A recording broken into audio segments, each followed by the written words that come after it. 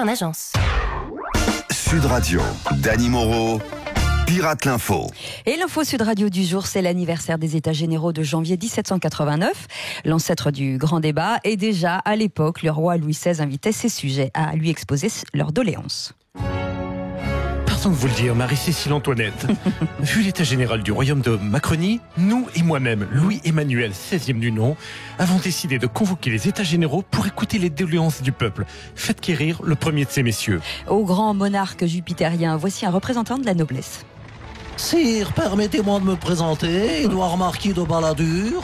Au nom de la vieille noblesse désargentée, je viens crier famine. Oh, mon bon roi, nous sommes pris à la gorge avec cette CSG, la contribution sur le goitre. Je vous en supplie, n'écoutez point ces gueux qui réclament le retour de l'ISF, l'impôt sur la fripouille. N'ayez crainte, mon bon marquis. Le roi Macron sait reconnaître sa famille de cœur et endormir le peuple avec de belles paroles. Allez, qu'on m'amène prestement le suivant.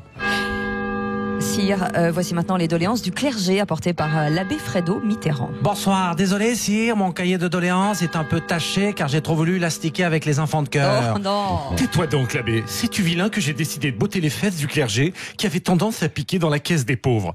Bonsoir, mon messire, tout est de la faute de Monseigneur Barbarin. C'est lui qui a voulu qu'on mette des bas et des porte-jartelles pour prélever la dîme. Et alors, quel est ce malandrin qui empeste le bouc avec son troupeau? C'est un représentant du tiers-état, sire. C'est le paysan Jacou Lassalle. Oh mon Dieu, voici mes doléances. En tant que paysan du tiers-état, Oui. j'en peux plus de payer la gabelle sans pouvoir remplir la gamelle. J'ai plus une once de blé, je suis déjà sur la paille, obligé de partager la couche avec mes deux porcelets Jackie Michel. Résultat, j'ai l'arrière-train en chou-fleur, comme après le passage du questeur Le Maire. Mais d'où vient cette clameur sous nos fenêtres? Sire, ce sont les sans-culottes jaunes qui veulent faire la révolution, vous le savez quand même. Une révolution, oui. Marie-Cécile Antoinette. Ils délirent, les gueux, hein? Et pourquoi pas un référendum d'initiative citoyen tant qu'on y est? Ou un meilleur pouvoir d'acharette pour me conduire à l'échafaud? Oui. Je vous le dis, l'abolition des privilèges, ce n'est pas pour demain. Et ça, moi, Louis XVI Macron, j'en mets ma tête à couper. Ouais. Aïe, catastrophe. Geneviève de Fontenay, tiens, ce week-end, vous avez encore poussé un coup de gueule en écrivant directement au président de la République. Ah ouais, je suis pas content, Cécile. Oui, j'ai envoyé un télégramme électronique comme Benalla. Ah oui, d'accord. Je dis, ras le chapeau de tous ces grognards phosphorescents qui défilent dans la rue. Quand on défile, c'est pour devenir Miss France et gagner son poids en chocolat Jeff de Bruges. Sinon, c'est pas la peine. Hein.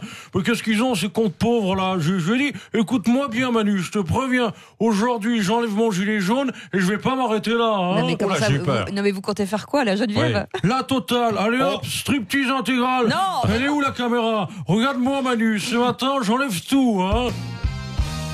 Je suis ta Kim Basinger et toi, mon Mickey Rourke, hein. Peut-être qu'en me défroquant, ça fera grimper ton petit baromètre de popularité, hein. Allez, je commence par le bas. Attrape ça, tiens. Attendez, le président vous répond, je crois. Pardon de vous le dire, jeune vieille, mais qu'est-ce que c'est? Un cabas pour faire son marché? Presque, c'est ma culotte, hein. Un joli sac à patates qui a jamais vu le bout d'un poireau, hein. Allez hop, j'enlève ça aussi. Par le truchement croquignolesque d'une corne gidouille de poudre de palin-papin. Qu'est-ce donc? C'est dur et robuste comme le coup de trick que j'aimerais infliger à tous ces feignasses de chômeurs qui déconnent sans traverser la rue. Ça, c'est ma hanche en titane, petit morveux. Il m'en reste encore une et tu vas la prendre à travers la gueule, hein. Et au rythme où ça va finir, comme une bonne partie des contribuables, une main devant, une main derrière. On me verra même le trou de la sécu, tu te rends compte? Allez, accroche-toi, mon Manu. Avec moi, ça va durer 9 secondes et demie. Non, excusez-moi, c'est 9 semaines et demie. Ça, c'est le titre exact. Ouais, mais avec Macron, faut jamais attendre plus de 9 secondes avant qu'il dise une connerie. Ok, d'accord. Merci Geneviève, à bientôt. Et puis cette semaine, le feuilleton Benalla continue, vous le savez, une sombre affaire de passeport qui donne des idées aux compagnies aériennes, visiblement. Bienvenue sur Air Benalla. C'est l'hôtesse Géraldine Collant qui vous parle. Voici quelques consignes de sécurité. Merci de bien vouloir attacher vos ceintures, vos passeports diplomatiques afin qu'ils ne disparaissent pas sous le siège. Et merci de ranger votre matraque dans le coffre à bagages pour éviter de prendre un coup sur la tête. Aïe, ça fait mal. Les issues de secours pour échapper à la justice sont situées à l'avant et à l'arrière de l'appareil. Ouais. Vous pourrez même utiliser le toboggan pour atterrir directement sur les genoux du président Macron. Je vous rappelle également que les selfies avec un pistolet à eau sont interdits pendant les phase de décollage et d'atterrissage. Et si l'air devient irrespirable après une salve de questions des juges, des masques de clowns tomberont automatiquement du plafond pour vous empêcher de répondre. Nous vous souhaitons un bon vol sur Air Benalla en vous rappelant qu'un parachute doré est toujours à votre disposition. Air Benalla, faire des voyages d'affaires tout en montant au 7e ciel. Et on termine avec le mot de la fin de Philippe Manœuvre. Ouais, salut les kids, bienvenue dans Fifi raconte les pires anecdotes moisies d'un vétéran du rock qui a connu l'héros, le LSD et maintenant l'Alzheimer.